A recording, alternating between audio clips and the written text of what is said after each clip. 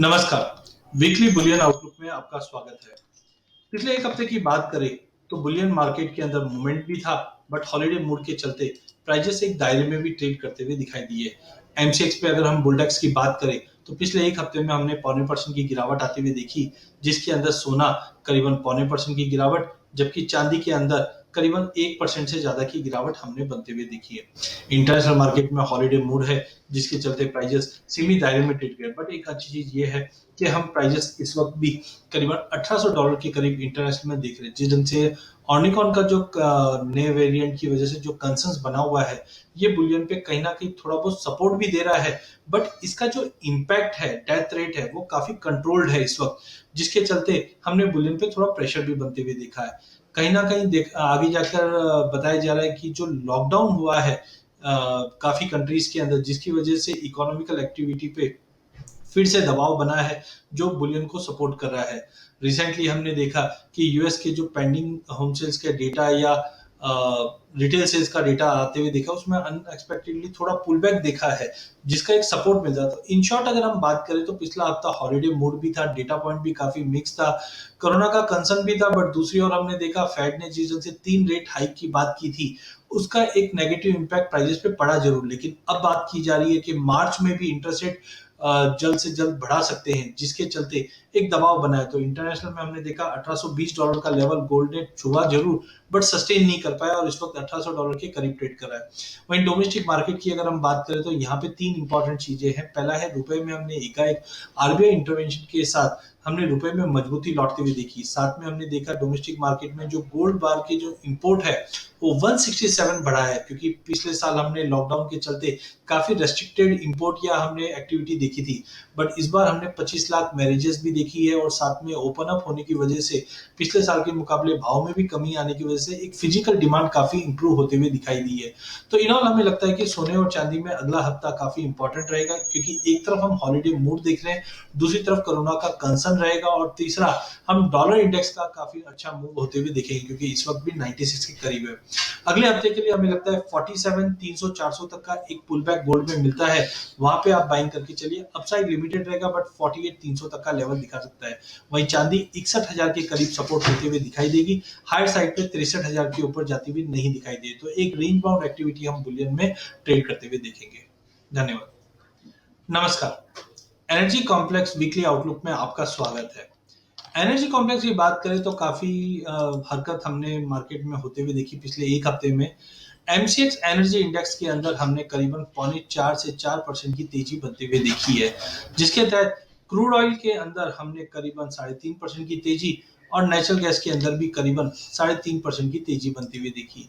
ये साल energy complex के लिए काफी इंपॉर्टेंट रहा है, क्योंकि पूरे साल की अगर हम बात करें तो क्रूड में करीबन 62% की तेजी, और नेचुरल गैस के अंदर भी करीबन 60% की तेजी हमने बनते हुए देखी। जिस ढंग से पूरे साल भर में हमने देखा पोस्ट पैंडेमिक डिमांड इंप्रूवमेंट होते हुए दिखाई दी। एनर्जी क्राइसिस, चाहे हम चाइना की बात करें चाहे यूरोप की बात करें, एनर्जी क्राइसिस के चलते कहीं ना कहीं प्राइजेस को सपोर्ट मिलता हुआ दिखाई दिया।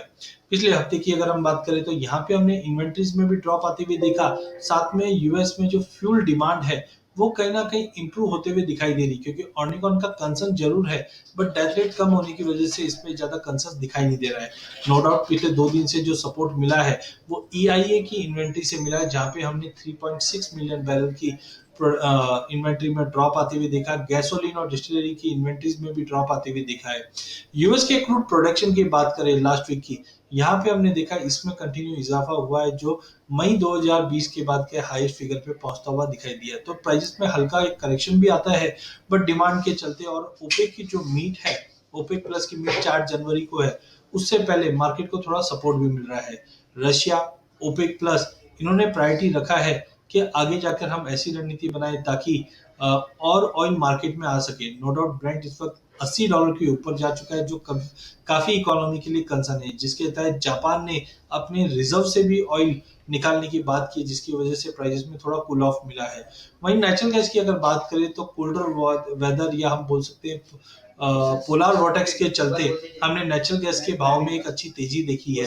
इंटरनेशनल में हमने $4 के आसपास के भाव को छूते हुए देखा है। अभी भी एनर्जी क्राइसिस के चलते प्राइसेस को कंटिन्यू सपोर्ट मिल रहा है। टेक्निकली थोड़ा ओवरबॉट जरूर है, बट हमें लगता है कि अगर 5550 से 5580 के बीच में क्रूड ऑयल M6 पे आता है तो वहां पे लिया जा सकता है। 5720 का लेवल तोड़ने पे 5850 से 5880 तक का लेवल हम क्रूड में देख पाएंगे। वहीं नेचुरल गैस के अंदर यूरोपियन मार्केट में जो क्राइसिस चल रहा है, ये कहीं ना कहीं प्राइजेस को सपोर्ट कर रहा है, क्योंकि वेदर कंडीशन में भी हमने देखा है कि फोरकास्ट जो है कूलर वेदर का आ रहा है, जिसका एक सपोर्ट मिल रहा है। तो टेम्पररी 270 का लेवल जब तक ब्रीच नहीं करता है, 312 से 320 तक के लेवल हम नेचुरल गैस में भी जाते हुए देख पाएंगे। धन्यवाद। नमस्कार। बेस मेटल वीकली आउटलुक में आपका स्वागत है। बेस मेटल की अगर हम बात करें तो पिछला हफ्ता काफी इंपॉर्टेंट रहा है। जहां हम एमसीएक्स मेटल इंडेक्स की बात करें तो मार्केट में फ्लक्चुएट भी काफी ज्यादा था, बट डिस्पाइट दैट हमने आधे परसेंट की तेजी बनते हुए देखी है। इंडिविजुअल कमोडिटी की अगर हम बात करें तो जैसे हमने उम्मीद की थी, कॉपर के प्राइजेस में करीबन 1% के तेजी हमने कॉपर के प्राइजेस में आते हुए देखी है। जिंक के प्राइसेस में भी तेजी जरूर थी, बट कहीं ना कहीं हायर लेवल से वापस बिकवाली बढ़ते हुए दिखाई दी और 1% की गिरावट के साथ 285 के करीब इस वक्त भाव ट्रेड कर रहा है। निकल के प्राइसेस में हमने स्टेबिलिटी आते हुए देखी 1560 के करीब। वहीं लेड के प्राइसेस में हमने 2% की गिरावट आते हुए देखी। एल्यूमिनियम के प्राइसेस को भी थोड़ा बहुत सपोर्ट मिलता हुआ दिखाई दिया है और prices flat to positive close होते हुए दिखाई दिए हैं। फंडामेंटल्स की बात करें तो सबसे पहले हमने देखा ऑनियन के जो कंसर्न है, ये कहीं ना कहीं एक तरफ एक कंसर्न देता है बेस मेटल को, बट वहीं दूसरी ओर ग्लोबल डिमांड धीरे धीरे इंप्रूव होते हुए दिखाई दे रही है, जिसकी वजह से प्राइसेस को सपोर्ट मिला है। चाइना में हमने देखा पीपल्स बैंक ऑफ चाइना ने स्ट्रेस टेस्ट रखा था, जिसके अंदर हमने देखा कि कहीं ना कहीं एक ये चीज निकल के आई कि लिक्विडिटी पर्याप्त होनी चाहिए और पीबीओसी ने काफी लिक्विडिटी वापस या कुछ स्टेप्स ऐसे लिए हैं जो इकोनॉमी को सपोर्ट करते हुए दिखाई दे रहे हैं। वहीं हमने देखा है कि बीजिंग ओलंपिक को लेकर कुछ अनसर्टेनिटी जरूर बनी हुई है और अभी भी पॉल्यूशन कंट्रोल बोर्ड ने रेस्ट्रिक्शन जो लगा रखे हैं, इसके चलते चाइना में हमने मेटल के इंपोर्ट नवंबर दिसंबर में बढ़ते हुए भी देखे हैं। इंडोनेशिया में हमने देखा है कि निकल के जो प्लांट है, यहाँ पे आउटपुट कैपेसिटी पे कहीं ना कहीं कुछ कंसर्न्स थे, जिसके चलते प्राइजेस में एक सपोर्ट भी मिलता हुआ दिखाई दे रहा है।